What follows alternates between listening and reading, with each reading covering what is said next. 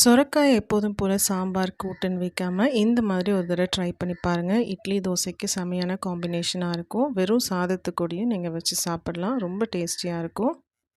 இதுக்கு பெரிய சொரக்காவை ஒரு 3 பார்ட்டாக பிரிச்சுருக்கேன். ஸோ இது வந்து கால் பகுதியை விட கொஞ்சம் அதிகமாக இருந்தால் போதும். 2லேருந்து 3 பேர் வரையும் சாப்பிடலாம். தோல் எடுத்துட்டு சின்ன சின்ன க்யூப்ஸாக இந்த மாதிரி கட் பண்ணி வச்சுக்கோங்க. ஒரு கடாயில் நல்லெண்ணெய் 2 ஸ்பூன் சேர்த்துட்டு 1 ஸ்பூன் கடலைப்பருப்பு 1 ஸ்பூன் உளுந்து சேர்த்து நல்லா ப்ரௌன் ஆகிற வரையும் வறுத்து எடுத்துக்கோங்க. இந்த அளவுக்கு ட்ரை ரோஸ்ட் ஆன பிறகு 1/2 ஸ்பூன் சீரகம் சேர்க்குறேன். 1/2 டீஸ்பூன் அளவு சீரகம் சேர்த்துட்டு 10 சின்ன வெங்காயம் 5லேருந்து 6 பல் பூண்டு சேர்த்துக்கோங்க. சின்ன துண்டு இஞ்சி 1 இன்ச்சுக்கும் கொஞ்சம் கம்மியாக இருக்கிற அளவுக்கு இஞ்சி துண்டு சேர்த்துட்டு நல்லா வதக்கிக்கோங்க. கூடவே கொஞ்சமாக கருவேப்பிலை இலைகளை சேர்த்துட்டு 2 காஞ்ச மிளகா சேர்க்குறேன். நீங்கள் காஞ்ச மிளகா கூட ஒரு பச்சை மிளகா வேணும்னாலும் ஆட் பண்ணிக்கலாம் உங்கள் காரத்துக்கு ஏற்ற மாதிரி. சின்ன நெல்லிக்காய் அளவு புளி சேர்த்து வதக்கிக்கோங்க. இப்போ வந்து லாஸ்ட்டாக அந்த கட் பண்ணி வச்சுருக்க சொரக்காயும் ஆட் பண்ணிவிட்டு நல்லா வதக்கிக்கலாம். உப்பு சேர்த்து வதக்கிக்கோங்க தேவையான அளவு. இதில் நீங்கள் தண்ணிலாம் ஆட் பண்ண வேண்டாம்.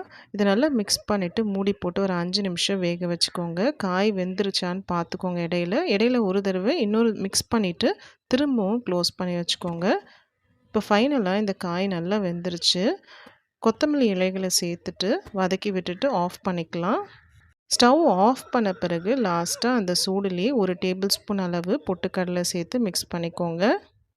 இது அப்படியே நல்லா ஆறட்டும். ஆறின பிறகு மிக்ஸி ஜாரில் சேர்த்து நல்லா பேஸ்ட்டாக அரைச்சிக்கலாம். இதுக்கு இடையில இந்த சட்னிக்கு வேண்டிய தாளிப்பு ரெடி பண்ணிக்கலாம். 1 டேபிள் ஸ்பூன் நல்லெண்ணெயில் கொஞ்சமாக கடுகு உளுந்து சீரகம் கருவேப்பிலை சேர்த்து லாஸ்ட்டாக பெருங்காயத்தூள் கொஞ்சமாக ஆட் பண்ணிவிட்டு ஸ்டவ் ஆஃப் பண்ணிக்கோங்க.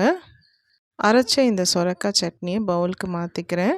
இது நீங்கள் சாதத்துக்கு கூட வச்சு சாப்பிட போகிறீங்கன்னா இந்த அளவுக்கு திக்காக இருந்தாலே போதும். இட்லி தோசைக்கு சட்னி மாதிரி ரெடி பண்ணுறதுக்கு இன்னும் கொஞ்சம் கூட தண்ணி தேவையான அளவு உப்பு சேர்த்து மிக்ஸ் பண்ணிக்கோங்க. ஃபைனலாக தாளிப்பு ஆட் பண்ணி கலந்து விட்டுக்கலாம். சூப்பராக டேஸ்டியாக இருக்கும். கண்டிப்பாக ட்ரை பண்ணி பாருங்கள்.